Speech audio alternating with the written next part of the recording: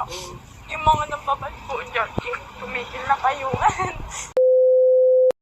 Mga kalingap, welcome back to my YouTube channel. Magandang araw po sa lahat sa amanda ko kayo ng mundo naroroon ngayon. At ito nga guys no, panibagong reaction tayo mga kalingap. Lang dito sa ano nila kay Beyonce no. Dito pambabas nila kay Beyonce.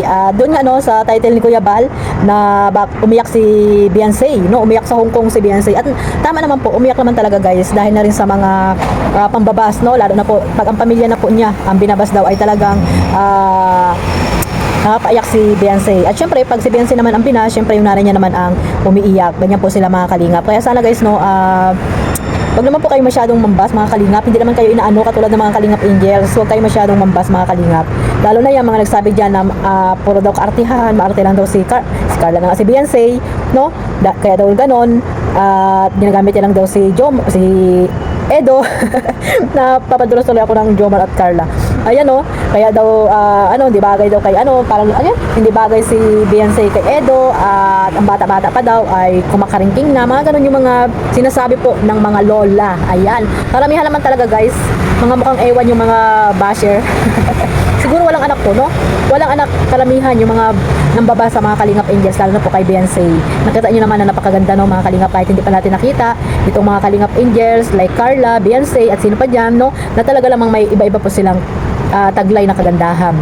Kaya sana guys, huwag natin silang ibabas mga kalingap, no? At yung mga live ni Kuya Bal, minsan, huwag niyo pong seryosohin yung mga sinasabi dyan ni Kuya Bal Santos Matubang. So yung premiere ni Kuya Bal, dyan po talaga napaiyak si Beyonce kasi nga dahil nga daw sa mga sinasabi ng iba na hindi anak itong si Beyonce ng kanyang tatay. Hindi naman lahat po ay kamukha, di ba? Pero may mga napapasama din po sa mukha ng anak mo pag hindi mo talaga yan totally nakamukha mga kalingap. Pero hindi ibig sabihin na pag hindi mo kamukha ay hindi mo na anak. Masyado kayong guys, mapanghusga, no? Pinaiyak ni Kuya Bal si Beyonce mga kalingap. Kaya ayun, pag yung pag yung tatay niya, nanay niya ang tinitira ng mga basher, yung mga kapatid niya ay talagang napapaiyak si Beyonce. At ayun nga galit na galit si Beyonce nung napanood niyo naman yung premiere ni Kuya Bal, di ba mga kalingap? Napanood niyo kung paano po siya umiyak. At talagang talagang nagagalit siya mga kalingap. At narinig din po natin diyan na ang first love pala ni Beyonce ay si Papa Eds. Ay grabe guys, para akong kinikilig talaga. Panoorin niyo yung premiere ni Kuya Bal mga kalingap. At talaga lamang pakikiligin kayo ni Beyonce. At ayun, pati si Papa Eds ay talagang nakasalamuha nila yung mga taong ayaw sa kanila, di ba mga kalingap? At sana hindi na maulit yun, no? Yung mga taong ayaw sa kanila, at kung ayaw man sa kanila, sana guys, wag na lang po tayong magsalita ng against po sa kila Beyonce or kay Edo, para pag nakita niyo po ay wala pong mambabas din sa inyo na mga solid supporters po ng EDSA. Yung mga talagang nagmamahal po na hindi po nagsasalita ng hindi maganda po dito sa dalawa, ay para hindi po kayo mabalikan, di ba mga kalingap? Tapos pag nabalikan kayo pa yung galit, di ba? Kayo pa yung maraming sinasabi na gusto ipagtanggol kayo ni Kuya Bal or sino man dyan, ng mga vlogger na kasama nila Edo, di ba? Nakakahiya po kasi yung mga kalingap na nakikipakasalamuha ka sa tao, tapos sa likod pala no, pag may nakarinig lang kayo mga issue na hindi naman totoo, ay ano-ano na agad yung mga sasabihin nyo, di ba? Pangit po yan mga kalingap, kaya lesson learn na po yan sa lahat, no? Like yung katulad yan, yung nangyari dito kay Papa Eds, di ba? Yung mga nakasalamuha nila na ayaw po dito sa dalawa, di ba mga kalingap? Like Beyonce, mayroon talagang pumunta dyan na gusto lang talaga daw si Edo, di ba? Parang pangit naman yung mga kalingap. Kung ayaw nyo man, huwag na lang magsalita, di ba mga kalingap? Huwag na lang magsalita po ng ganun. Kasi para naman tayo nakaka-insulto niyan. Nakaka-insulto tayo kay Beyonce, di ba? Mabuti naman sana kung wala doon si Beyonce na nakita nyo rin naman, nakikisalamuha din naman kayo, di ba mga kalingap? So ayan guys, no, nang dahil lamang sa thumbnail ni Kuya Bal ay nasabihan nyo ng maarte itong si Beyonce. Bakit kayo ganyan mga kalingap? Nakikita naman natin na hindi naman maarte si Beyonce, di ba? Napakabait na bata, pangiti-ngiti lang, di ba? Napakasimpleng bata, di ba? Guys, napakagandang bata, di ba mga kalingap? Yung mga kalingap angels natin, huwag nyo pong ibabas dahil tingnan nyo muna ang inyong mga sarili kung ano ba meron sa inyong pagkatao, no? Bago kayo mambas dyan, bas dito, bas doon, mga paninira nyo dyan, panghusga nyo dyan, di ba? Huwag naman po kayong ganoon mga kalingap, kasi dapat protektahan natin ang mga kalingap angels, sila Beyonce, sa mga basher na walang magawa sa buhay. Ayan, magbigti ka na lang ate. Hindi sabi ng mga maarte dyan, or kung ano-ano pa mga sinasabi mo kay Beyonce, magbigti ka na lang. Kung wala kang magawa sa buhay mo, siguro wala kang anak. Kung may anak ka man, sana hindi bumalik yan sa anak mo, di ba? Yan po yung masasabi ko sa mga basher na yan. So ayan guys, no? Pabalik na po sila ng dait ngayon mga kalingap. Pabalik na ang Team Kalingap, sila Kuya Bal, Kalingap Rab at si ang Edsay mga Kalingap. Talaga namang nag-enjoy po sila doon sa Hong Kong. Ayan, abangan natin yung susunod pa ulit nilang travel at yung iba pa mga love team kung saan man magta-travel sila mga Kalingap para po makapag-refresh din po sila. At alam naman natin na hindi naman talaga pamamasyal yung ginagawa doon, lalo na ni Kuya Bal, di ba?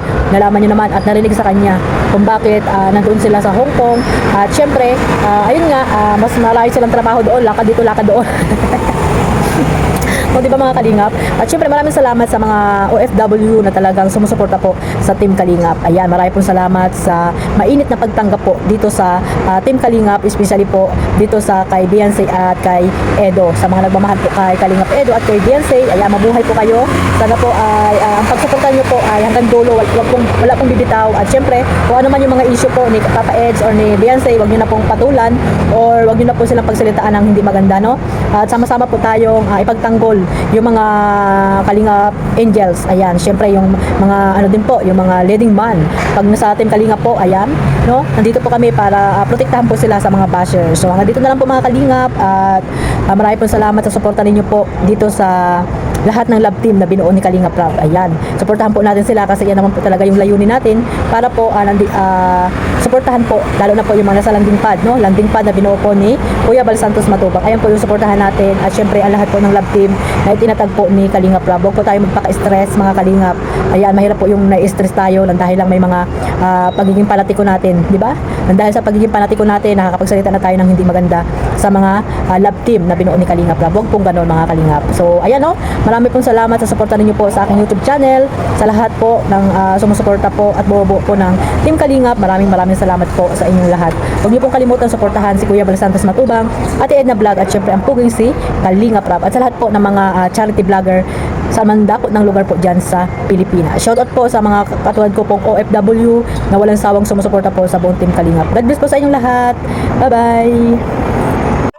Hello, good morning, magandang hapon, gabi, Beyonce. Ha? Malaman po ako yung kaya. Yung mga nababad po dyan, tumigil na kayo. At least alam ko muna sa iyo na talagang tatay mo siya. Diba? Kasi narinig ko lang naman, ay si Beyonce, di ba yung anak ni Pinirando kasi ibang mukha. Pero confirm na talagang tatay mo siya. Yan ha? Okay, mang basbo kayo, no? Pain, may pagka binabas ka, umiiyak din si mama mo. Opo, Ikaw naman, pag binabas si mama mo, umiiyak ka naman. Ha? opo, kaya ba? Ano kaya talagang, ano kayo no, pagbilang yun, no? Talagang ano yung pagmamahalan ninyo bilang anak at saka magnanay, magtatay. Pero mahal naman ng tatay mo. Ha? Malaman po ako yung kaya. Yung mga nababad po dyan, tumigil na kayo. At least nalaman ko muna sa iyo na talagang tatay mo siya. Diba? Kasi narinig ko lang naman, ay si Beyonce, di ba yung anak ni Pinirando kasi ibang mukha. Pero confirm na talagang tatay mo siya. O yan ha? Okay, mang basbo kayo, no? Ah, hindi totoo yun, hindi siya anak ni Pinirando.